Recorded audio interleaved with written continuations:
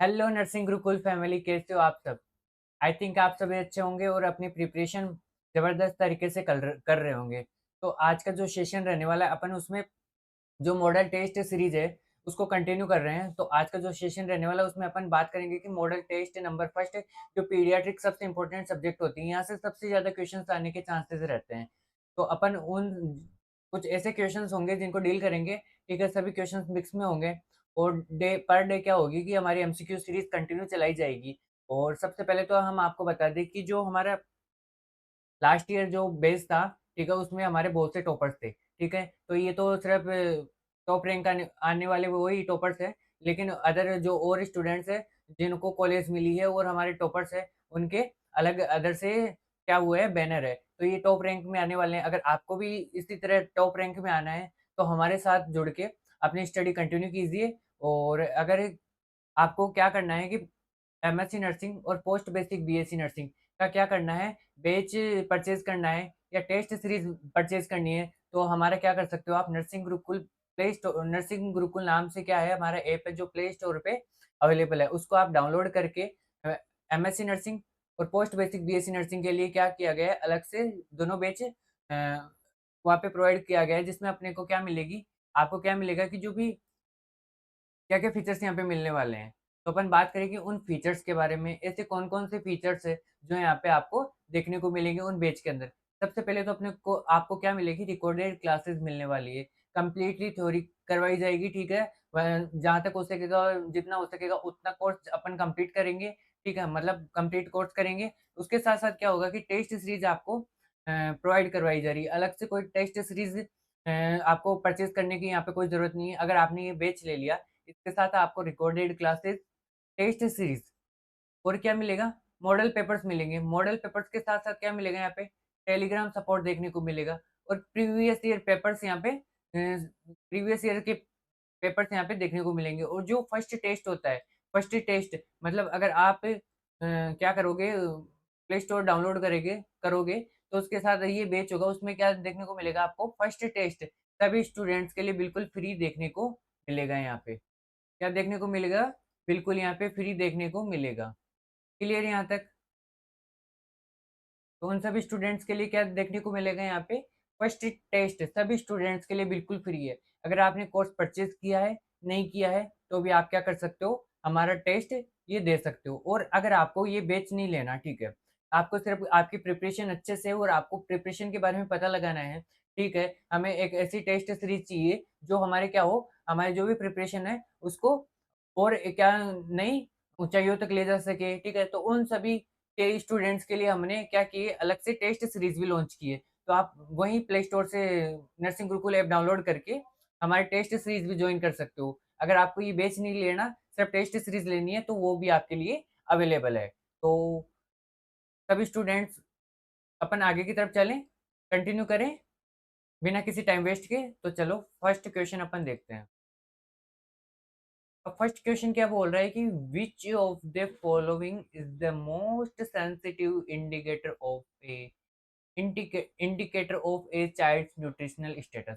मतलब क्या है इस क्वेश्चन का मतलब क्या है, मतलब ऐसा कौन सा मोस्ट सेंसिटिव इंडिकेटर है जो बच्चे होते हैं, मतलब चाइल्ड्स होते हैं, उनके न्यूट्रिशनल स्टेटस को अपन पता लगा सके। मतलब बेबी के अंदर क्या क्या न्यूट्रिशन से रिलेटेड माल न्यूट्रिशन है, ओवर न्यूट्रिशन है, ठीक है, अंडरवेट है, ओवरवेट है, तो उन सभी को पता लगाने के लिए ऐसा कौन सा इंडिकेटर है, मोस्ट सेंसिटिव इंडिकेटर है, जो अपन क्या होता है कि इसमें अपन चाइल्ड के न्यूट्रिशनल स्टेटस को पता लगा लें। तो जो इसका फर्स्ट है ऑप्शन है वो क्या हाइट फॉर एज होगा, वेट फॉर एज होगा, मिड आर्म सरकमफेरेंस होगा या हेड सरकमफेरेंस होगा। तो देखो, जो इसका राइट आंसर जाने वाला है वो क्या जाएगा, वेट फॉर एज।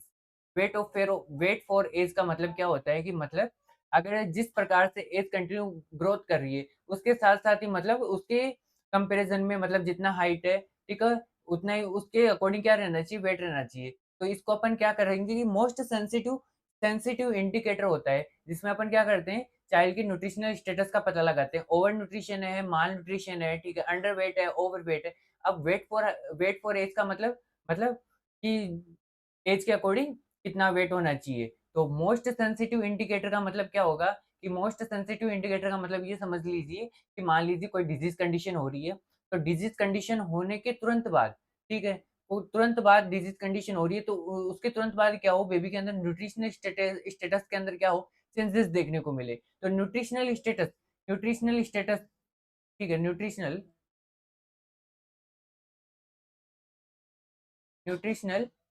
स्टेटस का पता लगाने के लिए, मोस्ट सेंसिटिव क्या? मोस्ट सेंसिटिव इंडिकेटर की बात करें, तो इसका राइट आंसर क्या जाने वाला है? इसका राइट आंसर जाने वाला है वेट फॉर एज।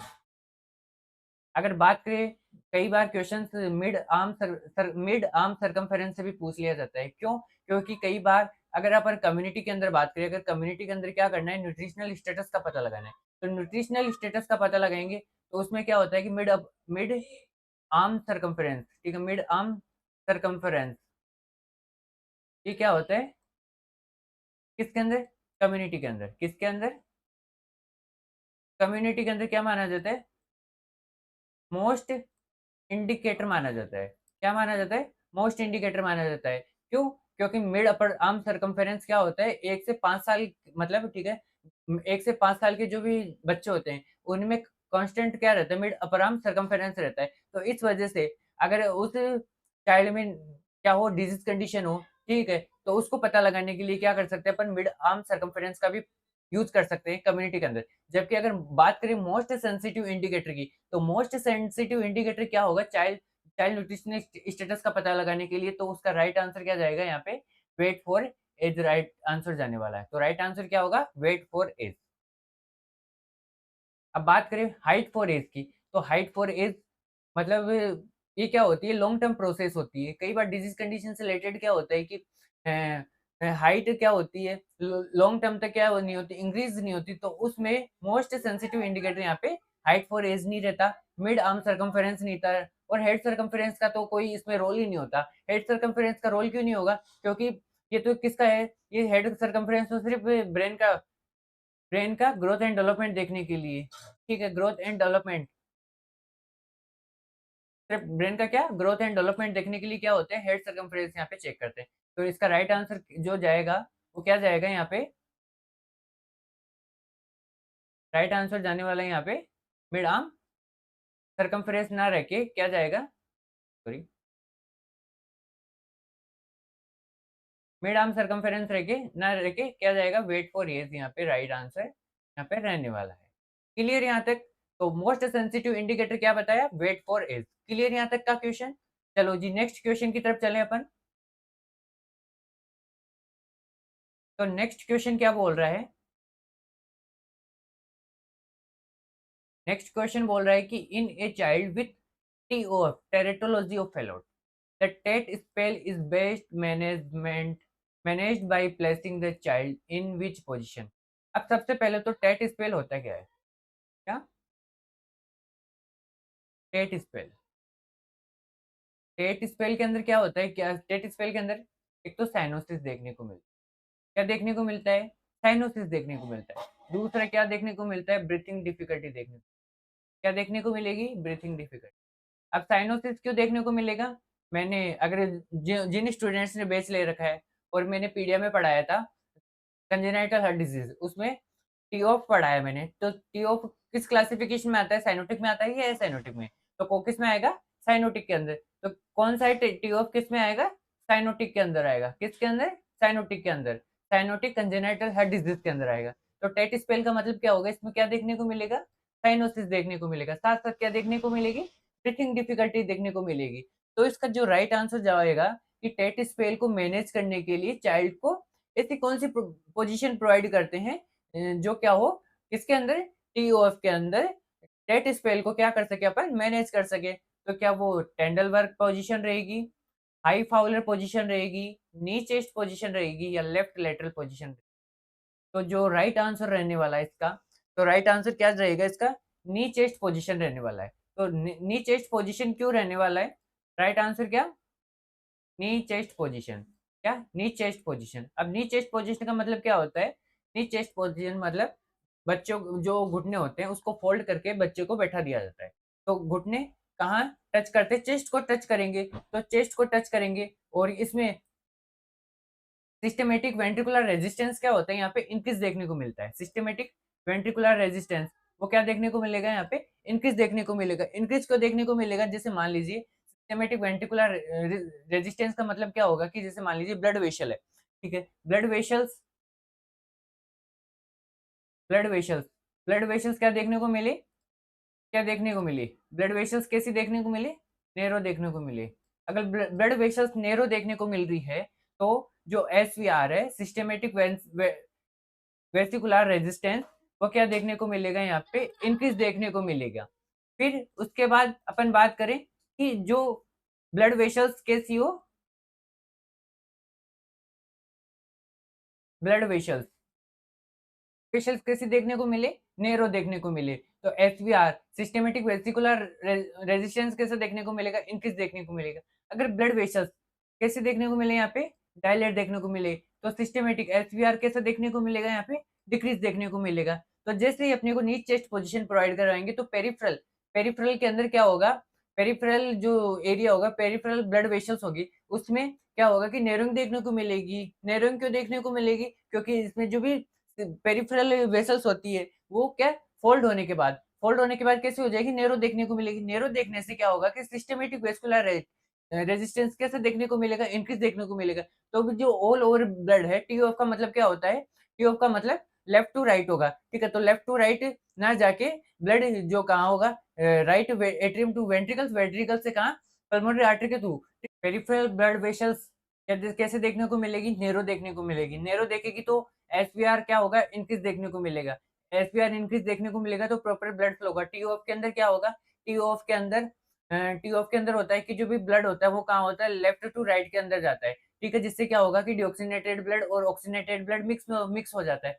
तो क्या होता है कि जैसे एसवीआर इंक्रीज होगा, एसवीआर रेजिस्टेंस इंक्रीज होगा, उस वजह से क्या होगा कि जो भी इसके अंदर जो ब्लड था राइट टू वो लेफ्ट टू राइट जा रहा था, वो राइट टू होके पल्मोनरी आर्टरी के थ्रू क्या कहाँ पहुंच जाएगा, लंग्स के अंदर पहुंच जाएगा, ठीक है। लेफ्ट टू राइट वाला मामला बहुत डिले हो जाएगा, बहुत कम कम हो जाएगा, जिसकी वजह से क्या होगा कि साइनोसिस कम होगा और ब्रीथिंग डिफिकल्टी अगर हो रही है, टेट स्पेल देखने को मिल रहा है, तो उसमें भी क्या देखने को मिलेगा, यहाँ पे इम्प्रूवमेंट देखने को मिलेगा। तो यही रीजन है कि नी चेस्ट पोजीशन यहाँ पे प्रोवाइड करवाते हैं। नी चेस्ट पोजीशन प्रोवाइड क्यों करवाते हैं, टेट स्पेल को मैनेज करने के लिए। क्लियर यहाँ तक, क्लियर यहाँ तक। चलो जी, अब नेक्स्ट अपन नेक्स्ट की चलें, नेक्स्ट क्वेश्चन की ओर बात करते हैं अपन।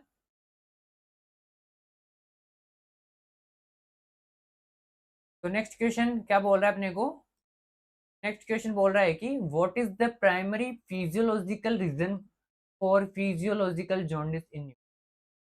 अब फिजियोलॉजिकल जॉन्डिस, पैथोलॉजिकल जॉन्डिस, ठीक है, ये क्या होते हैं, इसके टाइप्स होते हैं, किसके, नियोनेटल जॉन्डिस के।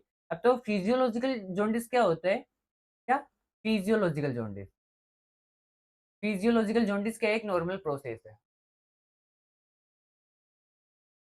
ठीक है, किसकी, न्यूबॉर्न के अंदर जॉन्डिस होने की। जॉन्डिस फिजियोलॉजिकल, फिजियोलॉजिकल जॉन्डिस कब होता है, 2 to 3 days after birth, 2 to 3 days after birth. कब होगा, एक तो 2 to 3 days आफ्टर बर्थ होगा, ठीक है।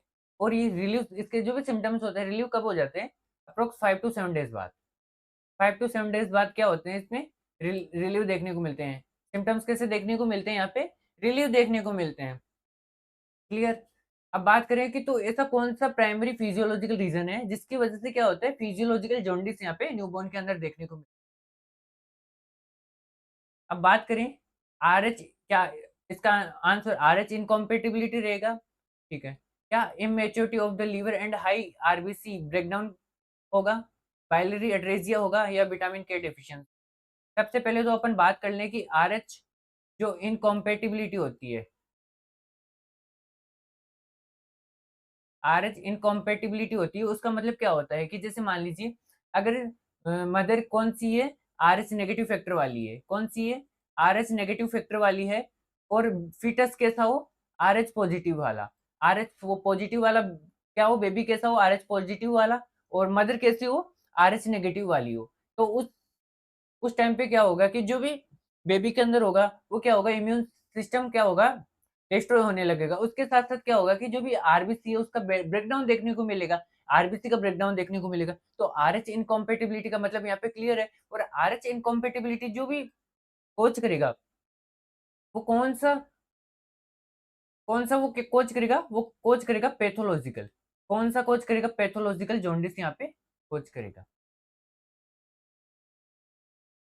अगर बात करें पैथोलॉजिकल पूछ ले व्हाट इज़ द प्राइमरी वो pathologically primary physiological reason for pathological jaundice in newborn. तो उसका राइट आंसर क्या जाएगा यहाँ पे? आरएच इनकॉम्पैटिबिलिटी जाएगा। पैथोलॉजिकल जॉन्डिस होने का मेन रीज़न क्या है? आरएच इनकॉम्पैटिबिलिटी है। अब बात करें इसके अंदर next immaturity of liver and high RBC breakdown की बाद में बात करते हैं। अब बात करें बाइलियरी एट्रेसिया। बाइलियरी का मतलब क्या होता है? बाइल डक्ट हो गई। बाइलियरी का मतलब क्या होगा? Bile duct. बाइलियरी। बाइलियरी का मीन क्या होगा? बाइल डक्ट होगा। बाइल डक्ट यहाँ पे देखने को मिलेगा। अब एट्रेसिया का मीन क्या होता है? एट्रेसिया का मीन होगा क्या? ब्लॉकेज। तो बाइलियरी एट्रेसिया का मीन क्या होगा? बाइल डक्ट में क्या होना? ब्लॉकेज होना। ब्लॉकेज होने इससे जॉन्डिस होने से तो कोई इतना ज़्यादा ख़ास इफ़ेक्ट पड़ता नहीं। अब बात करें विटामिन के डेफिशिएंसी की। विटामिन के डेफिशिएंसी न्यूबॉर्न केयर के अंदर मैंने पढ़ा है व्हाट इज़ द विटामिन के प्रोटीन जो विटामिन के का जो इंजेक्शन होता है वो वो एडमिनिस्टर करते हैं। किसके लिए प्रिवेंट करते हैं? ब्लीडिंग को प्रिवेंट करते हैं, क्लॉट फॉर्मेशन का वर्क करता है। तो क्या ये विटामिन के डेफिशिएंसी होगा? नहीं। पाइलोरी एट्रेसिया होगा? नहीं। आरएच इनकॉम्पैटिबिलिटी नहीं, क्यों? ये पैथोलॉजिकल जॉन्डिस कॉज़ करेगा। तो इसका जो राइट आंसर हो जाएगा immaturity of the liver and high RBC breakdown. अब इमैच्योरिटी ऑफ लीवर का मतलब क्या होगा कि जो भी चाइल्ड होते हैं, ठीक है? वो चाइल्ड क्या होते हैं? चाइल्ड के अंदर क्या होता है कि जो भी लीवर होता है वो कैसा होता है?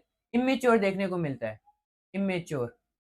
इमेच्योर देखने को मिलेगा और वो प्रॉपर बिलीरुबिन का प्रोडक्शन नहीं करवाएगा या अगर इमेच्योर है तो क्या करवाएगा? ज़्यादा प्रोडक्शन करवाएगा। किसका? बिलीरुबिन का। बिलीरुबिन का क्या करवाएगा? ज़्यादा प्रोडक्शन करवाएगा। ज़्यादा प्रोडक्शन करवाएगा और अगर ज़्यादा प्रोडक्शन होगा और उसके साथ-साथ ही क्या होगा कि आरबीसी अगर लीवर इमेच्योर है, ठीक है? लीवर इमेच्योर है, प्रॉपर वर्क नहीं कर रहा है, प्रोसेस नहीं है, तो उसके साथ-साथ ही क्या होगा कि आरबीसी का ब्रेकडाउन यहाँ पे देखने को मिलेगा। आरबीसी का ब्रेकडाउन किसमें देखने को मिलेगा? ज़्यादा देखने को मिलेगा। किसके अंदर? जो भी फिजियोलॉजिकल जॉन्डिस है उसके अंदर इमैच्योरिटी ऑफ द लिवर देखने को मिलेगा। तो what is the physiological jaundice के अंदर what is the primary physiological reason? तो उसका राइट आंसर क्या जाएगा? Immaturity of liver. Right answer क्या जाएगा यहाँ पे? राइट आंसर यहाँ पे जाने वाला है immaturity of the liver and RBC breakdown. ठीक है, क्लियर यहाँ तक? और बाइलियरी एट्रेसिया का मतलब ठीक है, बिलिरुबिन का फॉर्मेशन तो ज़्यादा हो ही रहा है, ठीक है? तो ये जो एडल्ट के अंदर जो क्या होता है कि जॉन्डिस कॉज़ करने का मेन रीज़न भी कई बार बाइलियरी एट्रेसिया यहाँ पे कॉज़ हो जाता है। क्लियर यहाँ तक? फिजियोलॉजिकल जॉन्डिस क्यों होता है, किस वजह से होता है, क्लियर हो गया होगा आई थिंक यहाँ तक कंप्लीट यहाँ तक? चलो जी, अपन नेक्स्ट बात करें, क्लियर यहाँ तक? चलो जी अब नेक्स्ट नेक्स्ट क्वेश्चन की तरफ चलते हैं।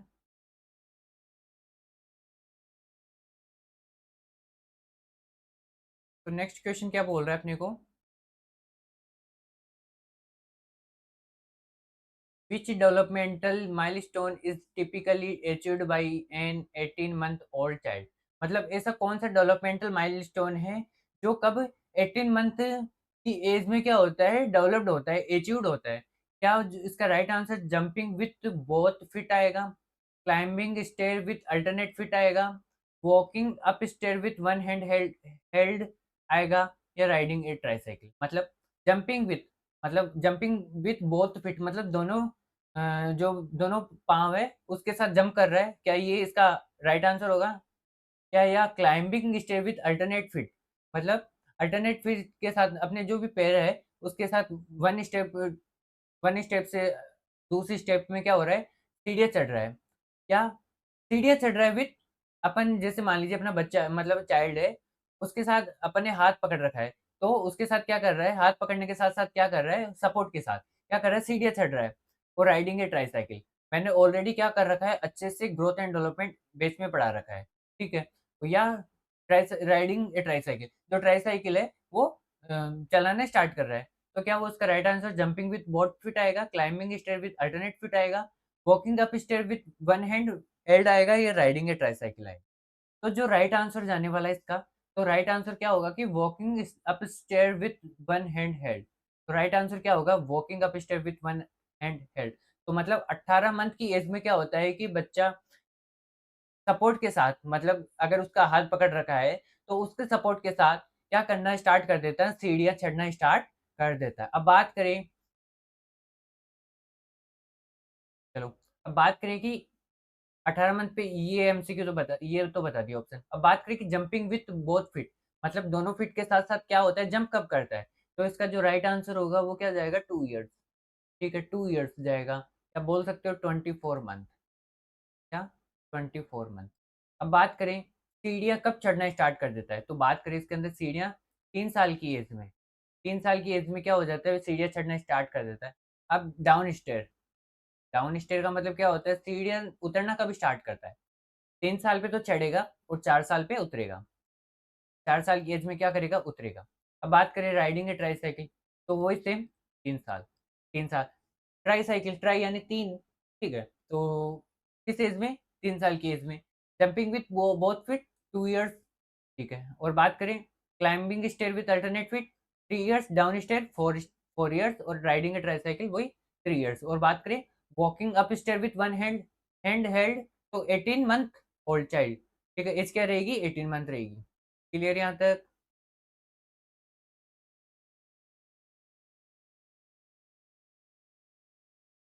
चलो नेक्स्ट क्वेश्चन की तरफ बात करें अपन। तो नेक्स्ट क्वेश्चन क्या बोल रहा है? The drug of choice, the drug of choice for closing a patent ductus arteriosus PDA in a preterm neonatis, मतलब PDA क्या है? Patent ductus आर्टरियोसिस। ये क्या है? कंजेनाइटल है, कंजेनाइटल हार्ट डिजीज है। कौन सी डिजीज है? कंजेनाइटल हार्ट डिजीज यहाँ पे देखने को कंजेनाइटल हार्ट डिजीज है। और ये क्या होता है, किसके अंदर? पेटेंट डक्टस आर्टरियोसिस, ठीक है? जो पल्मोनरी आर्टरी है, और क्या पल्मोनरी आर्टरी और अओर्टा है। अओर्टा के बीच क्या होती है? एक ओपनिंग यहाँ पे देखने को मिलती है, ओपनिंग यहाँ पे देखने को मिलती है। तो क्या आंसर पूछ रहा है कि अगर ये ओपनिंग है, पल्मोनरी आर्टरी और अओर्टा के बीच ये ओपनिंग है, तो इसकी कौन-सी ड्रग ऑफ चॉइस है? तो इसको क्या कर सकते हैं अपन? क्लोज़ कर सकते हैं प्रीटर्म नियोनेट के अंदर। तो क्या बात करें, क्या इसका राइट आंसर होगा prostaglandin E1, indomethacin, dopamine, sildenafil? तो इसका राइट आंसर क्या जाएगा? इसका राइट आंसर जाएगा इंडोमेथासिन। अब इंडोमेथासिन कैसे वर्क करेगा? तो इंडोमेथासिन क्या होता है कि जब मतलब ये पीडीए मोस्ट कॉमन क्यों पाया जाता है? क्यों? क्योंकि अंदर प्रोस्टाग्लैंडिन का जो लेवल होता है, प्रोस्टाग्लैंडिन का लेवल, प्रोस्टाग्लैंडिन का लेवल क्या देखने को मिलता है यहाँ पे? इंक्रीज़ देखने को मिलता है जब पीडीए होगा। पीडीए के अंदर प्रोस्टाग्लैंडिन का लेवल इंक्रीज़ देखने को मिलेगा। उस वजह से क्या होता है कि यहाँ पे पीडीए देखने को मिलता है। तो इंडोमेथासिन क्या करेगा? इंडोमेथासिन प्रोस्टाग्लैंडिन, प्रोस्टाग्लैंडिन का लेवल, प्रोस्टाग्लैंडिन का लेवल क्या करवाएगा? यहाँ पे डिक्रीज़ करवाएगा। तो most common drug of choice पूछे, तो ड्रग ऑफ चॉइस किसके लिए? पीडीए के क्लोजिंग के लिए। तो राइट आंसर क्या जाएगा यहाँ पे? इंडोमेथासिन जाएगा। इंडोमेथासिन क्यों? क्यों? प्रोस्टाग्लैंडिन का लेवल डिक्रीज़ करवाने के लिए। और इंडोमेथासिन क्या है? एक एनएसएआईडी है। एनएसएआईडी का मतलब क्या होता है? Non steroid anti inflammatory drug है। और कई बार जो पीडीए को रिलीव देने के लिए, क्लोज़ करने के लिए, कई बार क्या होता है कि एसिक्लोफिनेक, डाइक्लोफिनेक, या क्या होता है पैरासिटामोल, ठीक है? ये सब भी क्या की जाती है? एडमिनिस्टर आजकल यूज़ में लेने जाने लगी है। जबकि ड्रग ऑफ चॉइस पूछे, पीडीए का ड्रग ऑफ चॉइस, तो वो क्या होगा? इंडोमेथासिन। अब बात करें प्रोस्टाग्लैंडिन E1 की, तो प्रोस्टाग्लैंडिन E1 क्या होता है कि प्रोस्टाग्लैंडिन E1 का मतलब जो इंडोमेथासिन है उसका बिल्कुल अपोज़िट वर्क करेगा। अपोज़िट वर्क करेगा, अपोज़िट वर्क कैसे करेगा? जैसे मान लीजिए इंडोमेथासिन है, तो इंडोमेथासिन क्या करती है? इंडोमेथासिन करती है कि जो भी प्रोस्टाग्लैंडिन है उसका लेवल क्या करवाती है? डिक्रीज़ करवाएगी। तो डिक्रीज़ करवाएगी, उस वजह से क्या होगा? पीडीए क्लोज़ होएगा। जबकि प्रोस्टाग्लैंडिन बिल्कुल अपोज़िट वर्क करेगी। अपोज़िट वर्क कैसे करेगी? इसके अंदर क्या करवाएगी? प्रोस्टाग्लैंडिन का जो लेवल है उसको इंक्रीज़ करवाएगी। तो कई बार ऐसी डिज़ीज़ कंडीशन होती है, जैसे मान लीजिए चाइल्ड के अंदर पीडी है, पीडी के साथ-साथ टी-ओफ है, ठीक है, टीज़ीए है। इन डिज़ीज़ कंडीशन में क्या होता है कि सर्जरी बाद में की जाती है। जब तक सर्जरी नहीं होती, ठीक है, जब तक सर्जरी नहीं होती, तो उसमें पीडीए को खुला रखने के लिए मतलब क्या होता है कि पल्मोनरी आर्टरी टू डायरेक्ट क्या करवाना, अओर्टा को ब्लड ट्रांसफ्यूज़ करवाना, ठीक है। तो वो क्या करवाते हैं, प्रोस्टाग्लैंडिन इवन कंटिन्यू रखते हैं, एडमिनिस्टर करवाते हैं। अगर बात करें पीडीए के अंदर ड्रग ऑफ चॉइस की, तो इंडोमेथासिन यहाँ पे रहने वाली है। क्लियर यहाँ तक? नेक्स्ट अपन बात करें पाइलोरिक स्टेनोसिस की। अब पाइलोरिक स्टेनोसिस होता क्या है?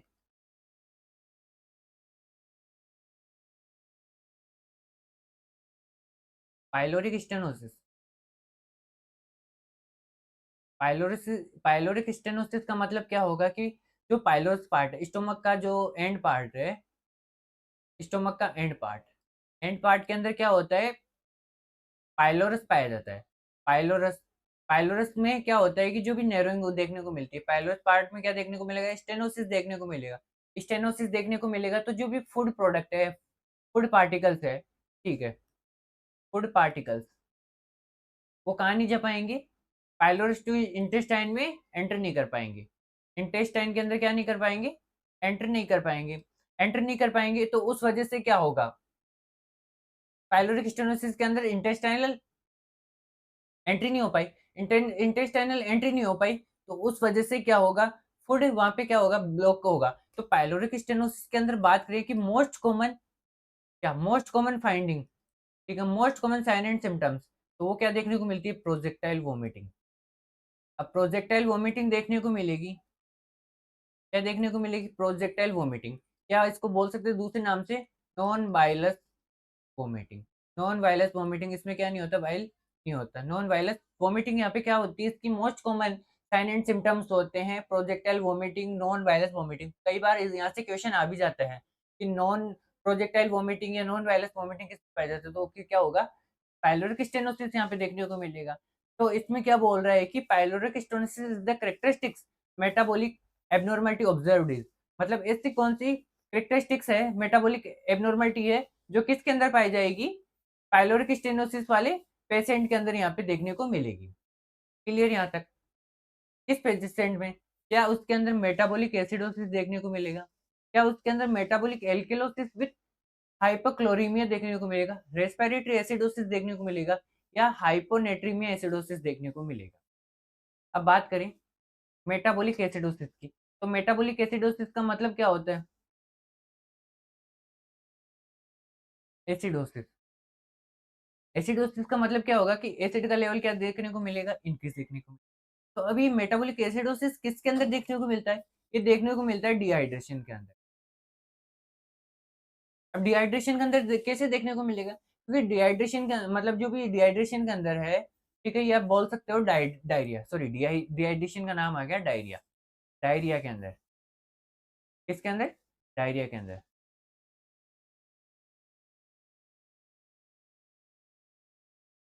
डायरिया के अंदर क्या होता है, डायरिया के अंदर जो भी इंटेस्टाइनल फ्लूइड है वो क्या होता है, एक्सक्रिएट आउट होता है, एक्सक्रिएट आउट होगा। तो उससे क्या होगा कि जो भी इंटेस्टाइनल फ्लूइड के अंदर क्या होता है, उसका नेचर कैसे होता है, एल्केलाइन होता है, एल्केलाइन होगा। तो उस वजह से फ्लूइड एक्सक्रिएट आउट होगा डायरिया की वजह से, तो उसमें क्या, एल्केलाइन एल्केलोसिस, मतलब जो भी एल सॉरी एल्केलाइन जो भी प्रोडक्ट है, ठीक है, वो क्या होगा कि उसके अंदर एक्सक्रिएट आउट होगा। इंटेस्टाइनल फ्लूइड के अंदर जो एल्केलाइन होता है, ठीक है, वो क्या होगा, एक्सक्रिएट आउट होगा। उस वजह से क्या देखने को मिलेगा, एसिडोसिस देखने को मिलेगा। अब बात करें मेटाबॉलिक एल्केलोसिस की। अब एल्केलोसिस कब इंक्रीज होगा, जब क्या हो, एसिड का लेवल कैसे हो, डिक्रीज हो। अब एसिड का लेवल डिक्रीज कब होगा, क्या हो उसके अंदर, प्रोजेक्टाइल वोमिटिंग देखने को मिले, या बात करें उसके अंदर एचसीएल क्या हो, बाहर हो, एचसीएल। स्टोमक के अंदर कौन सा एसिड पाया जाता है, एचसीएल पाया जाता है। कौन सा पाया जाएगा, एचसीएल पाया जाएगा। कौन सा पाया जाएगा, एचसीएल पाया जाएगा। तो उस वजह से क्या होगा, एल्केलोसिस देखने को मिलेगा। क्या देखने को मिलेगा, एल्केलोसिस। क्यों, प्रोजेक्टाइल वोमिटिंग का मतलब क्या होगा कि एसिड बाहर आ रहा है, एसिड बाहर आएगा तो क्या बढ़ेगा? बेस बढ़ेगा, ठीक है, बेस बढ़ेगा तो एल्कलाइन नेचर होगा, एल्कलाइन नेचर होगा तो मेटाबॉलिक एल्कलोसिस देखने को मिलेगा। फिर अपन बात करें हाइपोक्लोरीमिया की, तो हाइपोक्लोरीमिया का मतलब क्या होता है? HCl पाया जाएगा, तो हाइपो यानी कमी होगी, HCl क्या होगा? बाहर होगा तो क्लोरीन, ठीक है, HCl क्या होगा? बाहर होगा, तो HCl का मतलब हाइड्रोजन आयन, क्लोरीन, Cl का मतलब क्लोराइड, ठीक है, क्लोरीन है, ठीक है, तो क्लोरीन का मतलब क्या होगा? हाइपोक्लोरीमिया, मतलब क्लोरीन का लेवल क्या होगा? डिक्रीज होगा। एल्केलोसिस होगा, उसके साथ-साथ क्या होगा? यहाँ पे हाइपोक्लोरीमिया होगा। तो जो इसका राइट आंसर जाने वाला है, राइट आंसर क्या जाएगा? Metabolic alkalosis with hypochloremia, metabolic alkalosis with hypochloremia. यहाँ पे आपको एक एमसीक्यू दे रहा हूँ, आपको सॉल्व करना है, ठीक है? कमेंट बॉक्स में आंसर दे देना। पोस्टीरियर फोंटेनल कब क्लोज होता है? पोस्टीरियर फोंटेनल, फोंटेनल, फोंटेनल्स कब क्लोज होते हैं? क्लोज कब होते हैं? ठीक है, किस टाइम पे क्या होते हैं? यहाँ पे क्लोज होते हैं। तो इसका राइट आंसर क्या करना है? आपको कमेंट बॉक्स में कमेंट करना है। क्लियर यहाँ तक?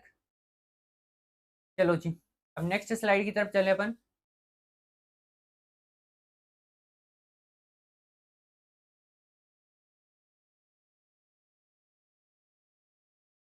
अब नेक्स्ट स्लाइड में क्या बोल रहा है कि currant jelly stool are a classic clinical finding with condition, ठीक है। अब करंट जेली स्टूल का मतलब क्या होता है? Current jelly stool, current jelly stool का मतलब क्या होता है? इसके अंदर क्या होता है कि जो भी अपना स्टूल है, इसके अंदर क्या हो? ब्लड हो, ब्लड के साथ साथ क्या हो? यहाँ पे म्यूकस क्या हो? प्रेजेंट हो, ब्लड के साथ साथ क्या हो? म्यूकस प्रेजेंट हो। तो ऐसा कौन सा क्लासिकल क्लिनिकल फाइंडिंग है? ऐसी किस डिजीज कंडीशन के अंदर करंट जेली स्टूल पाया जाता है? क्या हिटस्प्रंग डिजीज के अंदर, इंटू ससेप्शन के अंदर, मिकल्स डाइवर्टिकुलम के अंदर, अल्सरेटिव कोलाइटिस के अंदर? तो क्या होगा कि जो इन हिटस्प्रंग डिजीज होगी, ठीक है, हिटस्प्रंग डिजीज के अंदर कौन सा वो पाया जाता है? स्टूल पाया जाता है, उसके अंदर पाया जाएगा रिबन लाइक स्टूल। कौन सा स्टूल? Ribbon like stool. अब हिटस्प्रंग डिजीज होती क्या है? ऑलरेडी मैंने मतलब पढ़ा भी दिया और पढ़ा देता हूँ और बता देता हूँ कि रिबन लाइक स्टूल क्या होता है। हिटस्प्रंग डिजीज के अंदर जो हिटस्प्रंग डिजीज के अंदर क्या होता है कि रेक्टो सिग्मोइड कोलोन है, उसके अंदर क्या हो जाता है कि जो गेंग्लियन सेल है, गेंग्लियन सेल क्या होती है? एब्सेंट होती है। गैंग्लियन सेल क्या होती है? यहाँ पे एब्सेंट होती है। एब्सेंट होगी, उस वजह से जो भी क्या नहीं हो पाएगा, जो भी फूड है वो डाइजेस्ट होके क्या नहीं हो पाएगा? एक्सक्रीट आउट नहीं हो पाएगा, ठीक है। गैंग्लियन सेल्स क्या करवाती है? पेरिस्टाल्स मूवमेंट करवाती है, ठीक है। तो गैंग्लियन सेल रेक्टोसिग्मोइड कोलोन के अंदर क्या होती है? गैंग्लियन सेल एब्सेंट होती है। इस वजह से क्या होता है कि जो भी फूड पार्टिकल्स है वो एक्सक्रीट आउट नहीं हो पाते, ठीक है, पेरिस्टाल्सिस मूवमेंट नहीं हो पाता उसके अंदर। तो उसमें क्या देखने को मिलता है? Most common ribbon like stool देखने को मिलता है। इंटरसेप्शन के अंदर क्या होता है कि जो इंटेस्टाइन है वो एक दूसरे के ऊपर क्या हो जाती है? ओवरलैप हो जाती है, छड़ जाती है, ठीक है। तो इसमें क्या होता है कि क्या देखने को मिलता है? करंट जेली स्टूल देखने को मिलता है। तो जो राइट आंसर होगा, इसका राइट आंसर क्या होगा? इंटरसेप्शन के अंदर करंट जेली स्टूल यहाँ पे देखने को मिलेगा। अब बात करें मिकस डाइवर्टिकुलम। मिकस डाइवर्टिकुलम का मतलब क्या होता है? ये मस्कुलर डिस्ट्रोफी है। क्या है? एक मस्कुलर डिस्ट्रोफी होती है, मस्कुलर डिस्ट्रोफी होती है। अब इसके अंदर क्या होता है कि अ, स्टूल के साथ, ठीक है, स्टूल के साथ क्या देखने को मिलती है? सीवियर ब्लीडिंग देखने को मिलती है, पेनलेस ब्लीडिंग देखने को मिलती है। पेनलेस क्या देखने को मिलती है? यहाँ पे ब्लीडिंग देखने को मिलती है। मिकस डाइवर्टिकुलम के अंदर क्या है? एक मस्कुलर डिस्ट्रोफी है। अल्सरेटिव कोलाइटिस, ठीक है, ये क्या है? इंटेस्टाइन का ये क्या है? इन्फ्लेमेशन है, ठीक है। क्लियर यहाँ तक? तो जो राइट आंसर जाएगा वो क्या जाएगा? इंटोससेप्शन यहाँ पे रहने वाला है। इंटोससेप्शन यहाँ पे क्या रहने वाला है? राइट आंसर यहाँ पे रहने वाला है। Right answer इंटोससेप्शन। क्लियर यहाँ तक? नेक्स्ट क्वेश्चन की बात करें तो नेक्स्ट क्वेश्चन क्या बोल रहा है कि next question, what is the recommended site for vitamin के इंजेक्शन इन ए न्यूबॉर्न? मतलब ऐसी कौन सी साइट है जिसके अंदर क्या करते हैं? विटामिन के इंजेक्शन एडमिनिस्टर करते हैं न्यूबॉर्न के अंदर। क्या वो डेल्टोइड मसल है, ग्लूटेस मैक्सिमस है, वास्टस लेटरलिस है, या रेक्टस फेमोरिस है? तो राइट आंसर क्या जाएगा? Vastus lateralis. तो राइट आंसर विटामिन के इंजेक्शन के लिए मोस्ट कॉमन साइट कौन सी होती है? वास्टस लेटरेसिस। ठीक है, अगर बात करें कि मोस्ट कॉमन इंजेक्शंस यहाँ पे थाई के वो वास्टस लेटरेसिस कहाँ पाई जाती है? थाई के अंदर पाई जाती है। थाई के अंदर अगर न्यूबॉर्न की अगर बात करें तो उसमें मोस्ट कॉमन इंजेक्शन कहाँ दिया जाता है? वास्टस लेटरलिसिस के अंदर दिया जाता है। क्लियर यहाँ तक? अब बात करें नेक्स्ट क्वेश्चन की, what is the pathognomonic sign of measles rubella? Pathognomonic sign measles का कौन सा है? क्या वो फोर्चेमर स्पॉट है, कॉप्लिक स्पॉट है, रोज स्पॉट है, बाइटोट स्पॉट है? तो राइट आंसर क्या रहने वाला है यहाँ पे? तो राइट आंसर यहाँ पे रहने वाला है क्या? Koplik spot. मीजल्स के अंदर मोस्ट कॉमन साइन क्या देखने को मिलता है? कॉप्लिक स्पॉट यहाँ पे देखने को मिलता है। अब बात करें हिस्प्रंग डिजीज की, तो ऑलरेडी मैंने पहले बताया, पहले क्वेश्चन में क्या बताया? हिस्प्रंग डिजीज के अंदर रेक्टोसिग्मोइड कोलोन के अंदर क्या एब्सेंट होते हैं? क्या एब्सेंट होते हैं? Ganglion cells. गैंग्लियन सेल्स क्या होते हैं? एब्सेंट होते हैं। तो what is the in Hirschsprung disease the primary defect is? क्या प्राइमरी डिफेक्ट क्या है हिस्प्रंग डिजीज के अंदर? क्या absence of ganglionic cells in distal colon, narrowing of the pyloric sphincter, herniation of the abdominal wall, या failure of the anal membrane of to perforate? ठीक है, तो इसका राइट आंसर क्या जाने वाला है? तो राइट आंसर जाएगा इसका, राइट आंसर जाएगा क्या बताया? हिट्सप्रंग डिजीज का मतलब गैंग्लियन सेल्स क्या होती है? एब्सेंस। तो इसमें गैंग्लियन सेल्स क्या दे रही है? Absence of. तो राइट आंसर क्या जाएगा यहाँ पे? ए जाएगा। तो absence of ganglion cells in distal colon या रेक्टोसिग्मोइड कोलोन। तो राइट आंसर क्या? Absence of ganglion cells in distal colon. ठीक है, क्लियर यहाँ तक? अब बात करें नेक्स्ट क्वेश्चन की, तो नेक्स्ट क्वेश्चन क्या बोल रहा है? Which vaccine is contraindicated in a child with a history of progressive encephalopathy? अब प्रोग्रेसिव एनसेफलोपैथी क्या होता है कि ये क्या है? ब्रेन की डिजीज है। ब्रेन की डिजीज है, इसमें क्या होता है कि प्रॉपर चाइल्ड है, वो क्या नहीं हो पाता? कॉन्शियस नहीं हो पाता। ठीक है, थिंकिंग एबिलिटी क्या हो जाती है? डिफेक्ट हो जाती है। तो ऐसी कौन सी वो है वैक्सीन है जो कॉन्ट्राइंडिकेटेड है किसके अंदर? प्रोग्रेसिव एन्सेफेलोपैथी के चाइल्ड के अंदर क्या है? ये है कॉन्ट्रा इंडिकेटेड। तो राइट आंसर क्या जाने वाला है?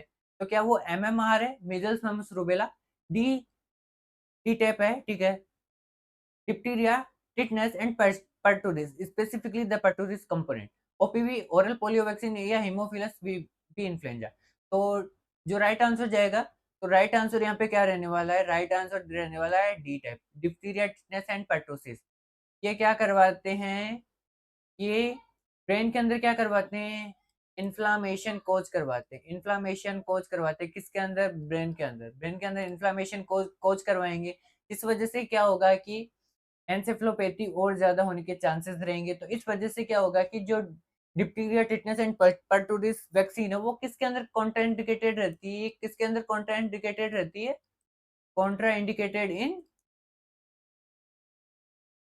इन प्रोग्रेसिव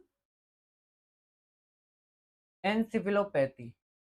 एनसेफेलोपैथी के अंदर यहाँ पे देखने को मिलता है। क्लियर यहाँ तक? चलो जी नेक्स्ट क्वेश्चन की ओर।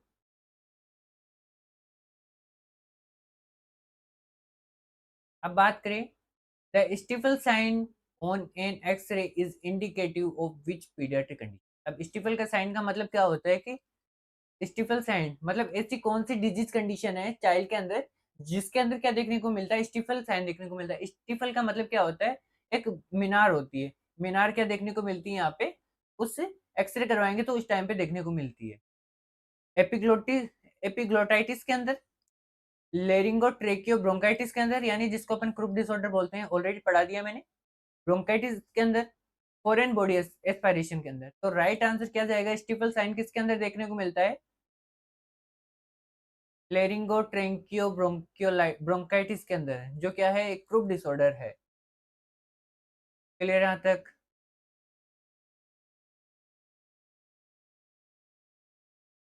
अब बात करें, what is the maintenance fluid requirement for a child weight, ठीक है, weighing 15 kg, Holliday Segar formula. Holliday Segar formula के अकॉर्डिंग क्या होता है कि फ्लूइड रिक्वायरमेंट मतलब किसके अंदर? एनर्जी के थ्रू और बेजल मेटाबॉलिक रेट के थ्रू क्या करवाते हैं? उसके अकॉर्डिंग क्या करवाते हैं? फ्लूइड मेंटेनेंस करवाते हैं। तो हॉलीडे सेगार फॉर्मूला ये कह रहा है कि बेसल मेटाबॉलिक रेट के अकॉर्डिंग और किसके एनर्जी के अकॉर्डिंग क्या करवा रहे हैं? मेंटेनेंस फ्लूइड का मेंटेनेंस करवा रहे हैं। तो जो इसका राइट आंसर 15 केजी वेट वाले चाइल्ड के लिए क्या रहने वाला है? तो इसमें जो एक तो क्या रहता है, किस प्रकार से काम करता है? एक तो ये काम करता है फर्स्ट किसके अंदर? फर्स्ट 10 केजी के लिए। फर्स्ट 10 केजी के लिए 100 ml पर केजी, 100 ml पर केजी। फिर नेक्स्ट 10 केजी यानी किससे? 11 से 20 तक, 20 केजी। कहाँ तक? 20 केजी तक। क्लियर यहाँ तक?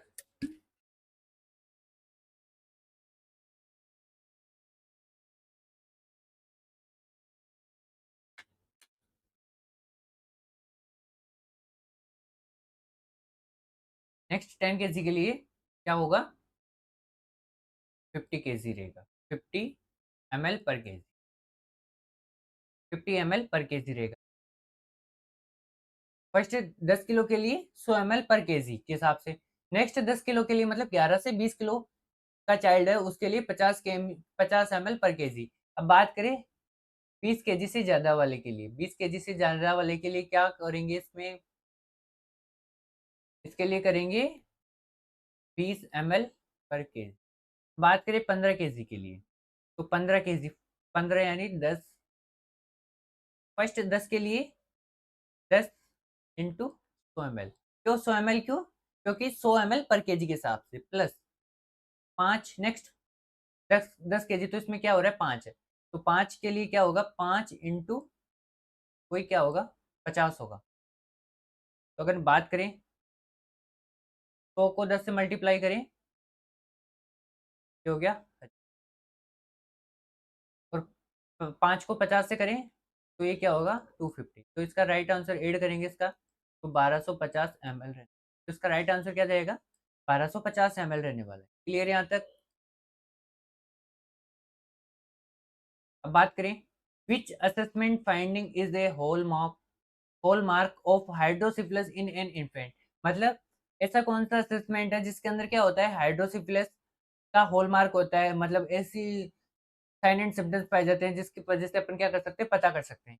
क्या सनकन फॉन्टेनेस देखने को मिलेगा, मैसिवन साइन देखने को मिलेगा, क्रैक पोर साउंड, या हाई पिच्ड क्राई देखने को मिलेगा, या बोथ बी एंड सी। तो राइट आंसर क्या देने वाला है इसका? हाई पिच क्राई और क्रैक्ड पोर साउंड, मतलब एक खाली मटके की आवाज। खाली मटका जब उसको टैप करेंगे तो उसमें किस प्रकार की आवाज आती है? सेम उसी प्रकार की आवाज किसके अंदर देखने को मिली? हाइड्रोसिफिलस के अंदर। तो जो हाइड्रोसिफिलस के अंदर क्या होता है कि जो भी ब्रेन है, ब्रेन के अंदर जो भी वेंट्रिकल्स होंगे, क्या होंगे? वेंट्रिकल्स। वेंट्रिकल्स में क्या देखने को मिलता है? सीएसएफ का प्रोडक्शन। सीएसएफ क्या देखने को मिलता है? इंक्रीज देखने को मिलता है। सीएसएफ जैसे इंक्रीज देखने को मिलता है, उस वजह से सीएसएफ जैसे इंक्रीज देखने को मिलेगा, उस वजह से क्या होगा? उस वजह से आईसीपी इंक्रीज होगा। आईसीपी क्या देखने को मिलेगा? इंक्रीज देखने को, आईसीपी इंक्रीज देखने को मिलेगा। ठीक है। और जो हेड की साइज होगी वो कैसे देखने को मिलेगी? एनलार्ज देखने को। अब बात करें सुनकन फॉन्टेनल का मतलब क्या होता है कि फॉन्टेनल्स कैसे हो जाते हैं? श्रंक हो जाते हैं। तो श्रंकन फॉन्टेनल्स किसके अंदर देखने को मिलते हैं? डिहाइड्रेशन के। अगर बात करते हैं इसके अपोजिट, मैंने ऑलरेडी बता दिया, सुनकन फॉन्टेनल्स, ठीक है, बल्जिंग फॉन्टेनल्स।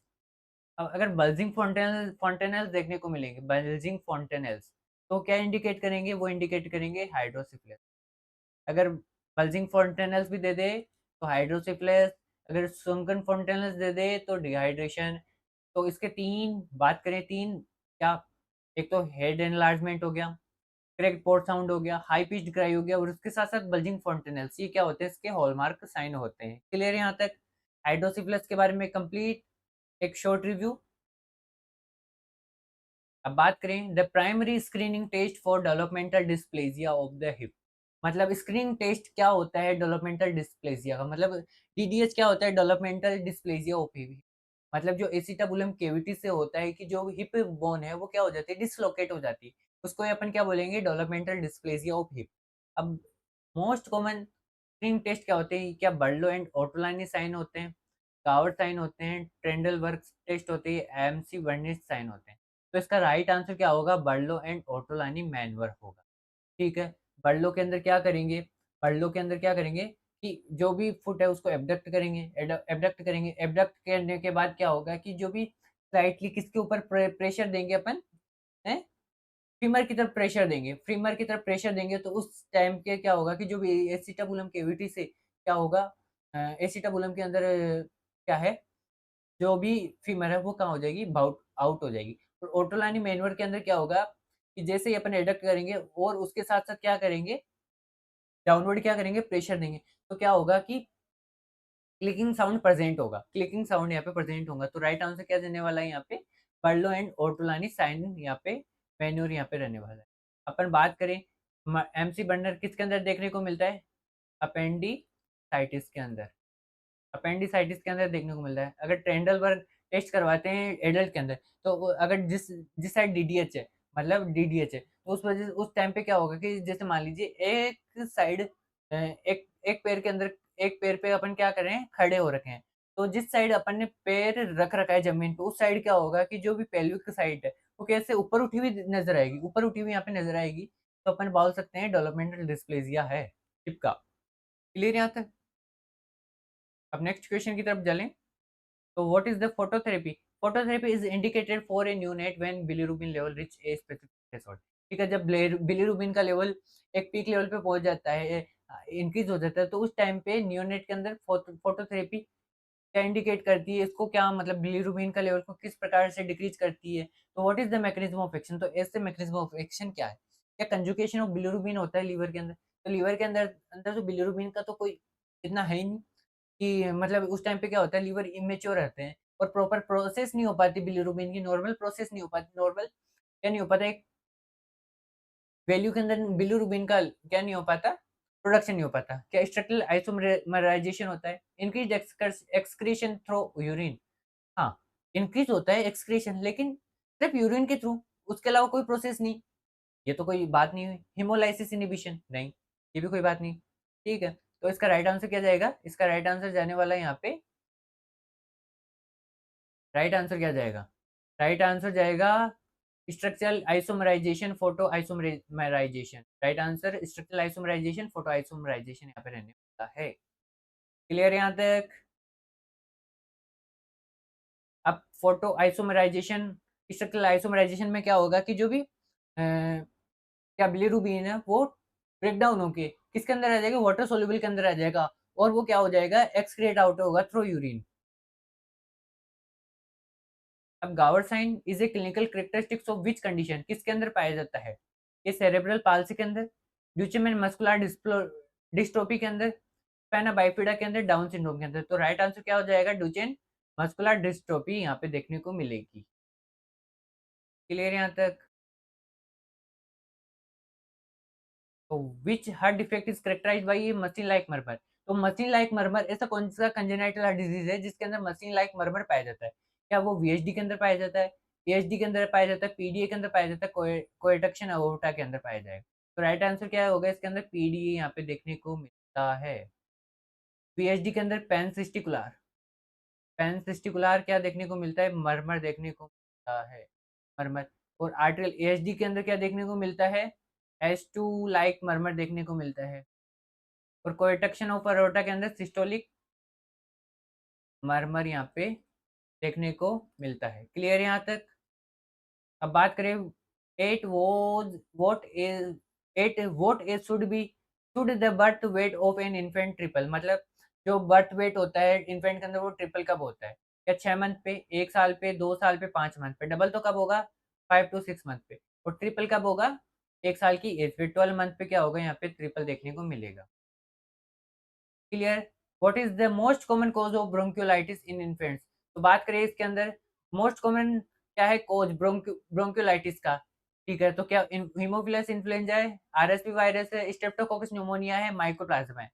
तो राइट आंसर क्या रहने वाला है इसके अंदर? राइट आंसर जाने वाला है RSV virus, respiratory syncytial virus. Clear यहाँ तक? अब नेक्स्ट क्वेश्चन की तरफ चले अपन। In rheumatic fever, the Jones criteria are used for diagnosis, which is a major criteria. मतलब जोन्स क्राइटेरिया क्या होता है, रूमेटिक फीवर को डायग्नोसिस करने के लिए क्या होता है ये मोस्ट कॉमन यूज़ लिया जाता है। तो इसमें 2 होते हैं, एक तो मेजर क्राइटेरिया और एक माइनर क्राइटेरिया। तो मेजर क्राइटेरिया के अंदर क्या फीवर आएगा, अर्थाल्जिया आएगा, पॉलीआर्थराइटिस या एलिवेटेड टीएसआर। तो राइट आंसर क्या जाने वाला है इसमें, पॉलीआर्थराइटिस मेजर क्राइटेरिया यहाँ पे देखने को मिलेगा। क्लियर? फिर नेक्स्ट क्वेश्चन की अपन बात करें कि the primary deficiency in respiratory distress syndrome of the newborn is. तो मोस्ट कॉमन किस प्रकार की डेफिशिएंसी पाई जाती है रेस्पिरेटरी डिस्ट्रेस सिंड्रोम के अंदर? क्या एल्वियोलर मैक्रोफेजेस, पल्मोनरी सर्फेक्टेंट की deficiency, alpha 1 antitrypsin, haemoglobin F. और मैंने रेस्पिरेटरी डिस्ट्रेस सिंड्रोम इजीली अच्छे से पढ़ा दिया। तो किसकी कमी पाई जाएगी? पल्मोनरी सर्फेक्टेंट की यहाँ पे कमी पाई जाएगी। क्लियर यहाँ तक? आई थिंक जितने क्वेश्चंस करवाए सब कुछ क्लियर हो गए होंगे। उनके एक-एक करके मैंने जो भी ऑप्शंस हो सकते थे, जितने बने जा सकते थे ऑप्शंस, क्वेश्चंस बने जा सकते थे, वो सब कुछ कंप्लीट कर लिया। अब मैं बता दूँ कि आप नर्सिंग गुरुकुल ऐप कैसे डाउनलोड कर सकते हो। सबसे पहले तो आप क्या करोगे, प्ले स्टोर में जाओगे, उसमें आप टाइप करोगे नर्सिंग गुरुकुल। तो नर्सिंग गुरुकुल टाइप करने के बाद आप सर्च करोगे तो ये बैनर लगा हुआ आप क्या देखने को मिलेगा, ऐप यहाँ पे देखने को मिलेगा।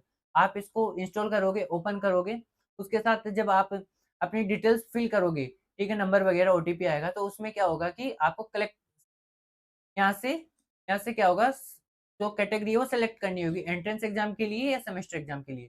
अगर आप एंट्रेंस एग्जाम दे रहे हो, MSc entrance exam, post basic क्या कर रहे हो, एंट्रेंस एग्जाम दे रहे हो।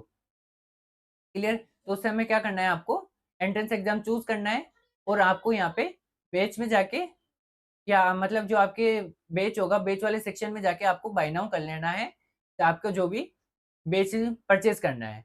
तो आई थिंक जितने क्वेश्चन्स होंगे वो सबको क्लियर हो गए होंगे। तो आज के लिए बस इतना ही। पढ़ते रहिए, मस्त रहिए और टेस्ट सीरीज़ जिन्होंने जॉइन नहीं की वो टेस्ट सीरीज़ जॉइन कर लीजिए। ठीक है? आज के लिए बस इतना ही। Thank you.